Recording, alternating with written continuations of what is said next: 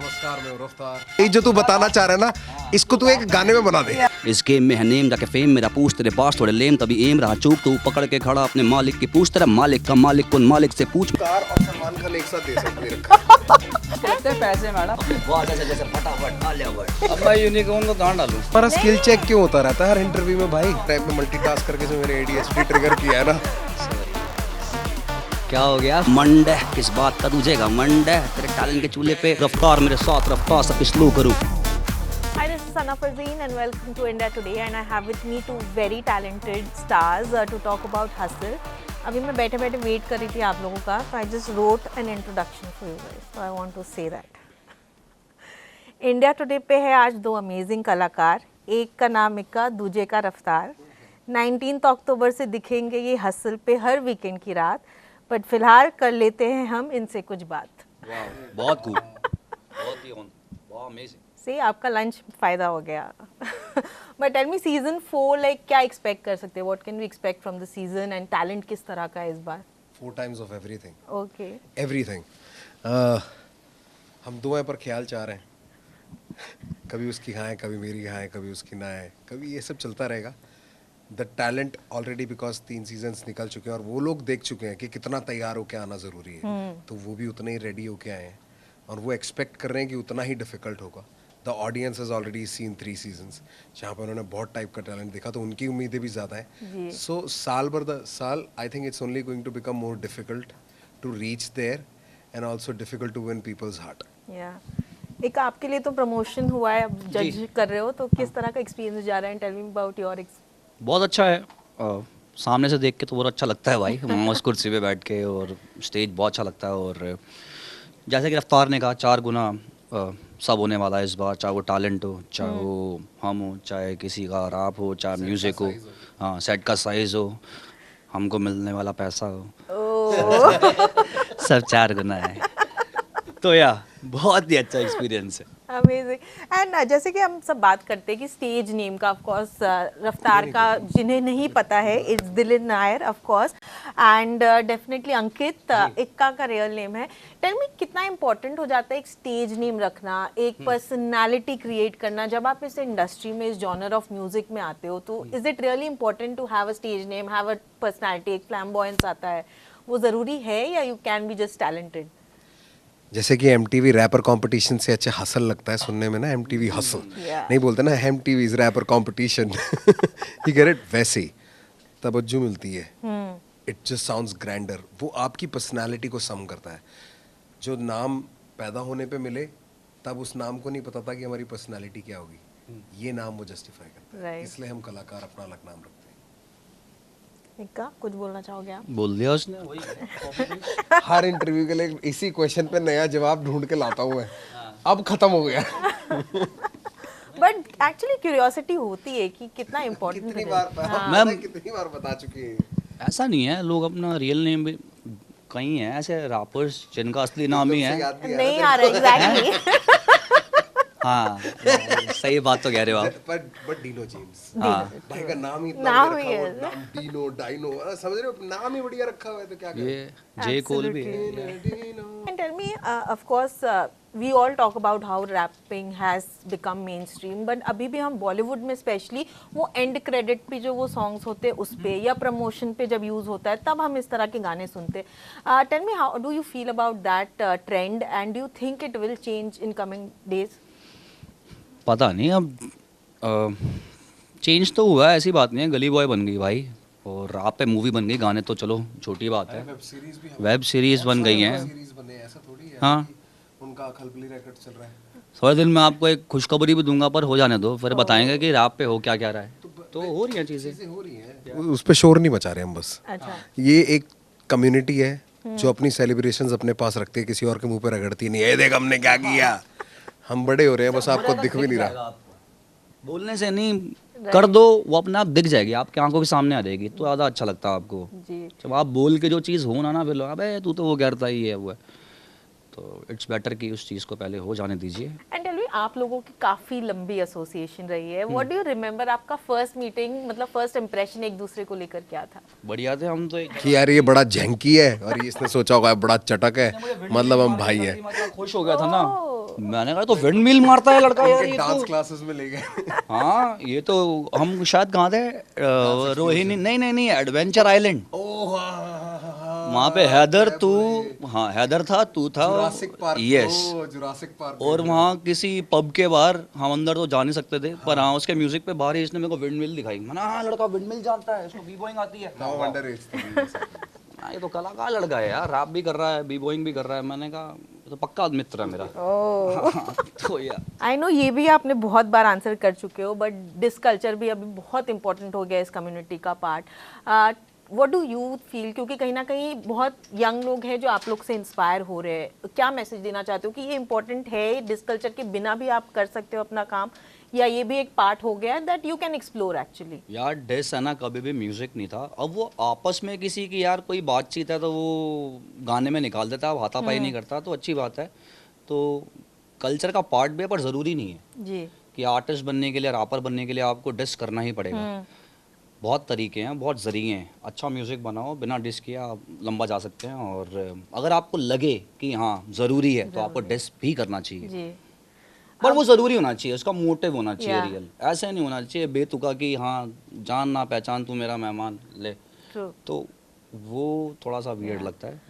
But isn't it weird रफ्तार कि आप कुछ बोल रहे हो किसी इंटरव्यू पे, आपने किसी एक लाइन पे बोला that can get picked up and be dissed, like तो कहीं ना कहीं वो बैक ऑफ द माइंड वो चलता है कि यार मैं कुछ बोल ना दूं जो नहीं, बैक ऑफ द माइंड चलता है कि मैं कितना ज़रूरी हूँ, ओ कि मैं कुछ बोलता हूँ और उनको फ़र्क पड़ता है। जी। तो बस अच्छा है ना, सेलिब्रेट करो ना उस चीज़ को। इसमें दुख क्या बनाना है? मेरे बोलने से लोगों को फ़र्क पड़ता है। एग्जिस्टेंस, मेरी एग्जिस्टेंस को वैलिडेट करते हैं। या अब ये कुछ हमें कहते हैं तो ये चाहते हैं कि हम इनकी एग्जिस्टेंस को वैलिडेट करें। तो मैं करता हूँ इन्हें प्यार से माय डियर एल्गोरिदम बोल के। एंड ऑफ कोर्स एक healthy rivalry her I think industry का पार्ट होता है, बट जब फैंस गेट इन्वॉल्व और वो बहुत ही गंदा हो जाता है, like how do you guys, what do you feel about it? Fan Wars के बारे में बेसिकली क्या मैंने है? तो देखना छोड़ दिया भाई, हाँ कि नेगेटिव स्पेस में जाना ही नहीं। अगर आप नेगेटिव स्पेस में जाते हैं तो आपका म्यूजिक भी वैसा बनना चालू हो जाता है। जी। और ये बच्चे तो पोकेमॉन और बेब्लेड पे भी लड़ रहे हैं। हाँ। किस किस को रोकूंगा? तो ठीक है, जिसको जो करना है यार, इट्स अ फ्री वर्ल्ड। और Right. आप कोई कुछ भी कह सकता है यार, किसी के ओपिनियन पे वो नहीं है, रोक नहीं है। भाई तला for a reason, Kohli supremacy चलता रहता है ना। वो Right. आपस में लड़ रहे हैं क्या? दावत चल रही है, बढ़िया पर बढ़िया। आपको फर्क नहीं पड़ना चाहिए, आपका आप इतने हेड स्ट्रांग होने चाहिए कि आपको ये चीज़ें इफेक्ट ना करे किसी भी जरिए से। तो जी, या अब इतने हो चुके हैं हम यार, या इतना सब कुछ देख के, झेल के और समझ के। बट रफ्तार फॉर यू, लाइक इतना लंबा एक जर्नी किया है, बट फिर भी लोग बार बार वही हनी सिंह और ये सारी बातें करने लगते हैं। Does it get frustrating at any point? हाँ, मतलब मैं अपनी लाइफ मिटा थोड़ी सकता हूँ, वही है तो वही है। उसी के बारे में बात होगी। नहीं नहीं, मुझे कोई फर्क नहीं पड़ता। जी। देखो, उनको वो चीज़ बहुत इंटरेस्टिंग लगती है ना, तो अच्छी बात है। अब मैं क्या कर सकता हूँ? उनका टेस्ट तो बदलूंगा नहीं। ट्रू। तो जैसा है बहुत बढ़िया, जेन्युइनली कोई फर्क नहीं पड़ता। Right. और मैं कुछ बदलूंगा भी नहीं इस बारे में। मैं इतना खटकता हूँ या इतना पसंद आता हूँ, पर मैं जहन में रो जाता हूँ। क्या मज़ेदार बात है। And coming back to reality shows, बहुत ही छोटे छोटे शहरों से भी एक आप टैलेंट ढूंढ के ला रहे हो। जब आप लोग मिलते हो इनसे, वो अपनी जर्नी याद आती है कहीं ना कहीं, एक इमोशनल वो होता है एक। बिल्कुल होता है, और कई बच्चों में दिखता कि यार ये तो हम ही थे यार, कल हम ऐसे तो थे। राइट। और इसी तरीके से चलते थे, ऐसी बात, ऐसे ही चुलबुले थे, ऐसे ही दिल के कि कुछ पता नहीं है, बस अपनी मंजिल की तरफ भाग रहे हैं। तो काफ़ी बच्चों को देख के लगता है। और अब तो बच्चे इतने स्मार्ट हो गए हैं यार हर चीज़ में। अच्छा, हमसे जब हम उनकी उम्र में थे, हम शायद इतना अच्छा म्यूज़िक नहीं कर रहे थे जितना वो आज के टाइम में 19 या 20 साल में कर रहे हैं, क्योंकि चीज़ें बहुत ज़्यादा, एक्सपोजर बहुत ज़्यादा है और टेक्निकल चीज़ें काफ़ी आपके पास। हमारे टाइम में तो हमने कैसे कैसे चीज़ें भुगती हैं, हमें पता है भाई। हमको एक गाना बनाने के लिए कितना एफर्ट करना पड़ता था, या फिर तो हाँ, मतलब एक बीट डाउनलोड करने के लिए आपको 15 या 20 मिनट लगते थे। आज तो यूं क्लिक करो, आपके पास 5 सेकंड के अंदर वो इंस्ट्रूमेंटल आपके हाथ में होता है। आज तो बच्चे यार फ्रूटी लूप्स वगैरह घर पे चलाना सीख गए हैं सब, लॉजिक चला रहे हैं, एबलटन वगैरह। फिर वो की का कू का करेगा, फिर उसमें कुछ MVP मैंने देखे हैं यार बच्चे, जो प्रोड्यूसर्स, अच्छे प्रोड्यूसर्स, वो मुझे बताते हैं कि मैंने यूट्यूब से देख के सीख लिया भाई। राइट। इनफैक्ट मैंने अपने आप को, मैं अपनी एल्बम्स खुद रिकॉर्ड करता हूँ। मैं अकेला बैठता हूँ, और जितनी भी मेरी पिछली 2 एल्बम्स हैं मैंने खुद रिकॉर्ड करी हैं, टॉप टू बॉटम। और मैंने सब यूट्यूब से सीखा यार। सब कुछ है आजकल वहाँ पे, पर हमारे टाइम में सब कुछ नहीं था नहीं था। अनफॉर्चुनेटली। पर मैं बहुत खुश हूँ इस चीज़ से कि नहीं था। उस समय हमने मेहनत बहुत करी है। हाँ, उस टाइम में ये था भाई, हमारा जरिया ये था। मेरे पास तो कंप्यूटर भी नहीं था, मेरे को याद है। बहुत है। हाँ। अब सबको ही आता होता ना, तो ये भी लड़ाई चल रही होती कि कौन निकालेगा। सही बात। नहीं, इस बात पे लड़ाई होती थी हमारी कि ये इंस्ट्रूमेंटल भाई मुझे अच्छा लगा। उस बात पे हमेशा हम तीनों की लड़ाई हुई है कि इस पे तो मैं करूंगा भाई रैप, अरे नहीं नहीं ये तो मेरा है यार फुटे, इस पे तो मैं गिराऊंगा वर्ड सॉरी और वो So sweet. ये रहता था बस कंपटीशन। बाकी तो बट ऑल्सो क्योंकि ये इस तरह का शो अभी हसल इतना पॉपुलर हो गया है, कुछ लोग शायद इंस्टेंट फेम के लिए भी आते हैं ये शो पे कि आप आ गए, आपको एक प्लेटफॉर्म मिल गया, वो वीडियो लेके मे बी वो सोशल मीडिया पे वायरल हो जाए और खुद को प्रमोट करे। किस तरह एज अ जज आप वो जेन्यूनिटी को किस तरह से आई लव इट, मुझे बहुत पसंद है। उनको पता है कि वो इस प्लेटफॉर्म पे, इस मंच पे आएंगे और पूरी दुनिया उनकी सरपंच बन के देखेगी ना। यही तो चाहिए, मुद्दा यही है। हम चाहते हैं, मतलब किसी भी ऐसे बड़े शो के पीछे एक जो बेसिक थॉट उतना होता है कि सड़क से उठा के स्टार बना दूंगा। या क्यों झूठ बोले हम? मैं क्यों बोलूं कि नहीं ऐसा होता है? नहीं, सब यहाँ पे इसलिए आते हैं ताकि वो दिखें। जो चीज मिसिंग है लाइफ में वो आ गए। उनको रैप तो करना आता ही है, Right. वो हमसे सीखने थोड़ी आ रहे हैं, वो अब दिखाने आ रहे हैं। ये मंच इसलिए है कि आप दिखाओ आपके पास क्या है। बिल्कुल। एंड क्योंकि रियलिटी शो का एक ये भी क्रिटिसिज्म होता है कि वो सॉफ्ट स्टोरी सेल करते हैं, वो दुख वाला उनका जो स्ट्रगल है वो ज्यादा दिखाते हैं। तो कहते हैं रैप करके दिखा दे भाई, यही जो तू बताना चाह रहा है ना, इसको तू एक गाने में बना दे। ऑल्सो बोलते हैं, कहा जाता है कि ये थोड़ा स्क्रिप्टेड भी होता है कि जो एक शायद कंटेस्टेंट पॉपुलर हो गया उन्हें पुश किया जाता है जी। उसके बारे में क्या बोलना चाहोगे? किस तरह देखो, defend मैं करोगे? 3 सीजन से जुड़ा हूँ और मैंने तो नहीं देखा कहीं स्क्रिप्ट है या फिर कुछ ऐसा है, और प्योर टैलेंट है। जी। और कोई दुखड़े नहीं है। हाँ, कोई दुखड़े नहीं है। जैसे कि रफ्तार ने कहा, अगर किसी बच्चे को दुख है भी तो अपना गाना बना के ले आता है भाई। उसके लिए तो कंटेंट है, वो उसके लिए तो गाना है भाई, उसके लिए तो परफॉर्मेंस है उसकी अगली वो। तो इस शो की मेरे को यही सबसे बड़ी खूबी लगती है कि यहाँ पे ये सब ड्रामे नहीं होते भाई, Right. सब रियल है भाई। चाहे गाने, चाहे इंसान, everything is real. Yeah. Raftaar, you want to add? Customized emotion है, कस्टम मेड। मुझे जो फील हुआ मैंने खुद के लिए लिखा, क्योंकि आपको फील नहीं हो रहा, पर उससे रिलेटेड कुछ और हो सकता है। जी। So sadness, happiness, fear, everything is content for us, Yeah. Lyrical content. सही बात, स्ट्रेट अप।